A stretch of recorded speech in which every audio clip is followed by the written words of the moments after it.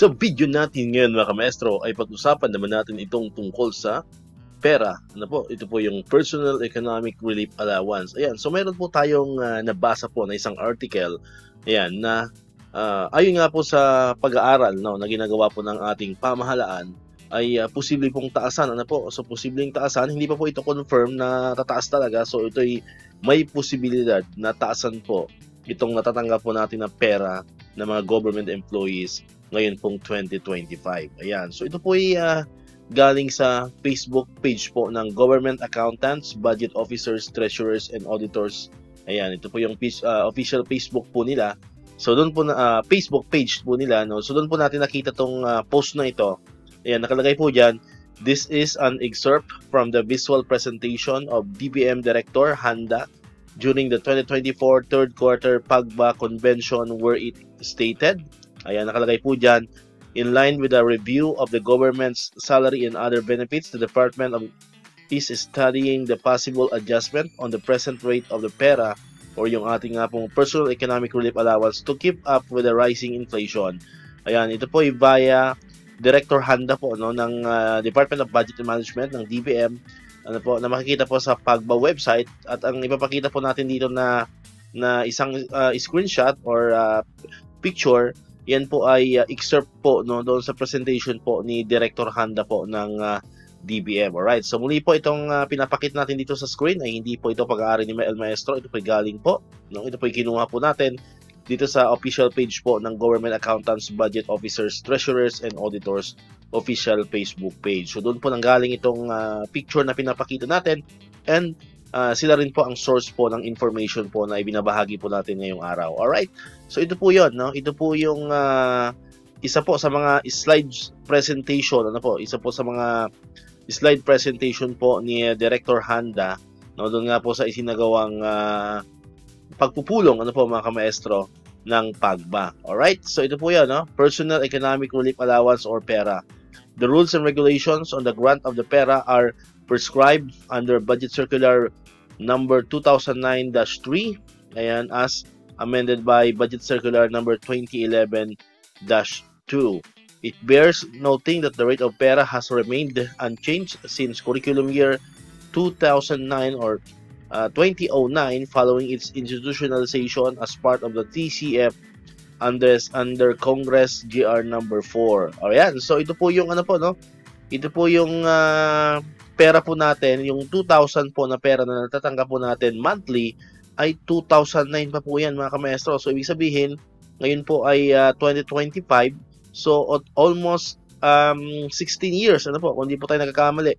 So almost 16 years na po, no, na unchanged. Or ibig sabihin, hindi man lang po nadadagdagan itong ating pera. Ayan. So yun po yung nakikita ni Director Handa po rito, no, na sa tingin po niya and sa tingin po ng DBM ay napapanahon na, no? Napapanahon na kumbaga taasan naman yung 2,000 pesos po na pera po natin. Alright? So nakalagay din po diyan, in line with the review of the government's salary and other benefits, the department is studying the possible adjustment on the present rate of the pera to keep up with the rising inflation. So ito po yung naka-highlights. Yan po yung pinakamahalagang part po ng video po na pinapakita natin ngayon.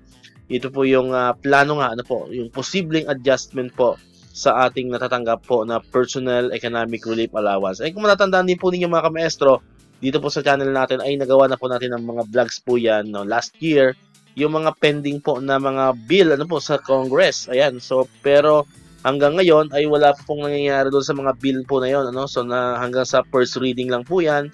Minsan nga hindi pa umabot ng first reading, ano, pina-file lang, then wala pong nangyayari, wala pong development, no, doon sa mga bills na yon. And pasara na po ang 19 Congress, ano po? Pasara na po 'yan pagdating ng May. Ayan, so wala na po, no? So almost impossible na siguro, no, na ma-approvean po yung mga bills na yon, pero may chance pa rin naman, pero sa tingin ko napakaliit na po ng chance na may pasa po yung mga bills na yon regarding nga po dito sa pera increase. Pero kung si Pangulong Marcos na po mismo ay yung mag-initiate niyan through the recommendation po ng DBM ay madali lamang po yan, ano po, kung gagawan po ulit ng executive order, ano po, so yan po yung isa sa makapangyarihan na pwedeng gawin ng Pangulo, na po yung isang executive order para nga po matupad itong pag-increase po ng ating Personal Economic Relief Allowance. Ayan, kasi nga Ayan, batay nga dito sa statement, naiintindihan po ng DBM na nararapat na, no? Napapanahon na.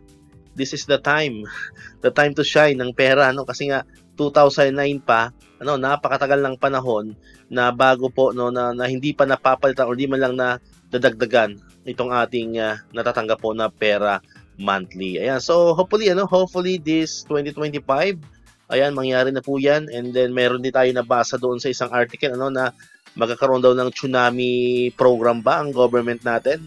May nabasa kong ganong statement Hindi ko lang alam, hindi ko lang na yung buong detalye noon, pero may nakita tayong about sa statement na magkakaroon daw ng tsunami program yung ating government, kaya medyo tinaasan daw yung ating yung ating General Appropriations Act ni Pangulong Marcos. Okay, so yun po, no?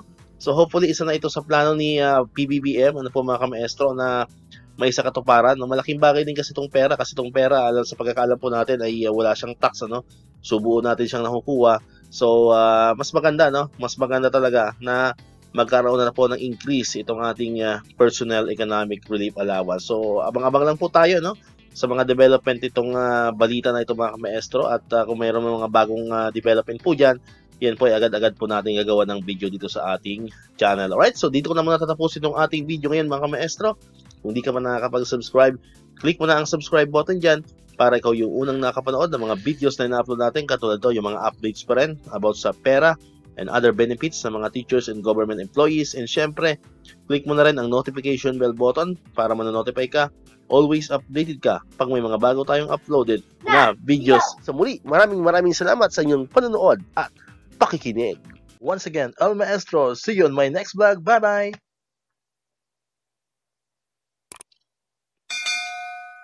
One, two, three.